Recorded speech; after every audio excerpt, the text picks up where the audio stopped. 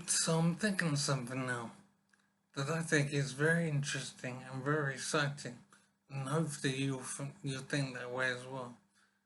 And what it is I'm thinking about the future and I'm thinking about the past at the same time. And what it is I'm trying to imagine what it would like to be living 100 years ago in 1920.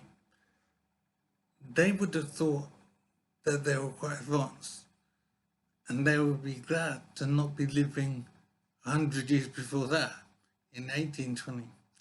They would think they had so much stuff in their lives and the world was working so well compared to how it was in 1820. But obviously we progressed a lot since 1920, and when we look back on there, we see that they barely had anything in terms of technology and the way they lived. They wouldn't have had cars or aeroplanes. They wouldn't have had computers or mobile phones or even telephones. There's a lot of things that they simply didn't have in their lives that we take for granted now. So I'm thinking that the same principle applies 100 years from now, or 200 years, let's say. They're going to look back on me as I am now and see me the same way I see someone living in 1920.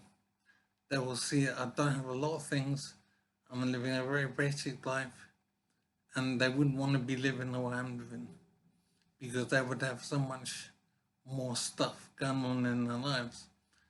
So I'm trying to imagine what kind of things they would have that would make them think that I'm living a very basic life with no technology or whatever. And it is basically stunning to try and envisage the changes that will occur that will make their lives so different to how my life is. And as I say, someone living in 1920 would be very glad to not be living in 1820. They would think they were living a very good modern life and they had lots of stuff that they didn't have in 1820. But we've progressed from there, and the same principle applies going forward. And I'm spending a bit of time now trying to imagine how the lives would be so different that they would look on me as being living a very basic life and didn't have a lot of things to have. So the only thing on my mind is thinking, yes, that's incredible, and new things they might have in 2121 that we don't have now. But I'm wondering if we're gonna reach 2121. Are we gonna destroy ourselves with nuclear annihilation, or are we gonna manage to survive? And that's the thing that worries me. I just don't know if we're gonna reach this future.